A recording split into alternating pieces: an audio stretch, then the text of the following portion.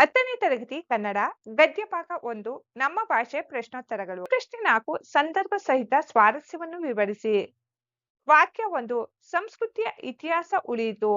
ಆಯ್ಕೆ ಪ್ರಸ್ತುತ ವಾಕ್ಯವನ್ನು ಎಂ ಮರಿಯಪ್ಪ ಭಟ್ಟರವರ ಕನ್ನಡ ಸಂಸ್ಕೃತಿ ಕೃತಿಯಿಂದ ಆಯ್ದ ನಮ್ಮ ಭಾಷೆ ಎಂಬ ಗದ್ಯಪಾಠದಿಂದ ಆರಿಸಿಕೊಳ್ಳಲಾಗಿದೆ. ಸಂದರ್ಭ ಲೆಕ್ಕ ಪತ್ರಗಳನ್ನಿಡಲು ಉಪಯುಕ್ತವಾದ ಮೂಲ ಲಿಪಿಯನ್ನು ಮತ್ತಷ್ಟು ಪರಿಷ್ಕರಿಸುತ್ತಾ ಸುಂದರ ಸಾಹಿತ್ಯ ಕೃತಿಯನ್ನು ಬರೆದಿಡುವುದನ್ನು ಮಾನವ ಕಲಿತುಕೊಂಡ. ಆ ಲಿಪಿಯ ಮೂಲಕ ಪರಂಪರೆಯಿಂದ ಬಂದ ಎಷ್ಟೋ ವಿಷಯಗಳನ್ನು ಬರೆದಿಡಲು ಸಾಧ್ಯವಾಯಿತು. ಆ ಮೂಲಕ ಜ್ಞಾನ ಭಂಡಾರ ಭದ್ರವಾಯಿತು ಎಂದು ಹೇಳುವಾಗ ಈ ಮಾತನ್ನು ಲೇಖಕರು ಹೇಳಿದ್ದಾರೆ. ಸ್ವಾರಸ್ಯ ಲಿಪಿಯ ಉಗಮದ ಸಹಾಯದಿಂದ ಮಾನವನ ಜ್ಞಾನ ಭಂಡಾರ ಭದ್ರವಾಗಿ ಉಳಿದು ಬೆಳೆದು ಬಂದುದರ ಫಲವಾಗಿ ಇಂದು ಅಗಾಧವಾದ ಅಭಿವೃದ್ಧಿ ಸಾಧಿಸಲು ಸಾಧ್ಯವಾಯಿತು.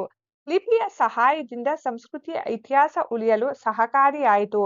ಲಿಪಿಯಿಂದ ಮನುಕುಲಕ್ಕೆ ಆದ ಪ್ರಯೋಜನವನ್ನು ಸ್ವಾರಸ್ಯಪೂರ್ಣವಾಗಿ ವ್ಯಕ್ತಪಡಿಸಿದೆ.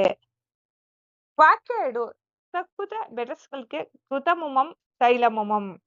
ಆಯ್ಕೆ ಪ್ರಸ್ತುತ ವಾಕ್ಯವನ್ನು ಎಂ ಮರಿಯಪ್ಪ ಭಟ್ಟರವರ ಕನ್ನಡ ಸಂಸ್ಕೃತಿ ಕೃತಿಯಿಂದ ಆಯ್ದ ನಮ್ಮ ಭಾಷೆ ಎಂಬ ಗದ್ಯಪಾಠದಿಂದ ಆರಿಸಿಕೊಳ್ಳಲಾಗಿದೆ. ಸಂದರ್ಭ ಕನ್ನಡಕ್ಕೆ ಬಹಳ ಪ್ರಾಚೀನ ಕಾಲದಿಂದಲೂ ಸಂಸ್ಕೃತದ ಪೋಷಣೆ ದೊರೆಯುತ್ತಾ ಬಂದಿದೆ. ವೈದಿಕ ಹಾಗೂ ಜೈನ ಧಾರ್ಮಿಕ ತತ್ವಗಳನ್ನು ಕನ್ನಡದಲ್ಲಿ ವಿವರಿಸಬೇಕೆಂಬ ಅಭಿಲಾಷೆಯಿಂದ ಅನೇಕ ಪಂಡಿತರು ಉತ್ತಮ ಕಾವ್ಯಗಳನ್ನು ರಚಿಸಿದರು. ಆದರೆ ಅವರಲ್ಲಿ ಅನೇಕರು ಕನ್ನಡವನ್ನು ಸಂಸ್ಕೃತಮಯವನ್ನಾಗಿ ಮಾಡಿಬಿಟ್ಟರು. ಕನ್ನಡ ಮಾತ್ರ ತಿಳಿದವರಿಗೆ ಅವರ ರಚನೆ ಕಬ್ಬಿಣದ ಕಡಲೆಯೇ ಆಯಿತು. ಅವರ ಉದ್ದುದ್ದ ವಾಕ್ಯಗಳಲ್ಲಿ ಎಲ್ಲ ಸಂಸ್ಕೃತ ಶಬ್ದಗಳೇ ಇರುತ್ತಿದ್ದವು. ಒಂದು ಕ್ರಿಯಾಪದ ಮಾತ್ರ ಕನ್ನಡದಲ್ಲಿರುತ್ತಿತ್ತು.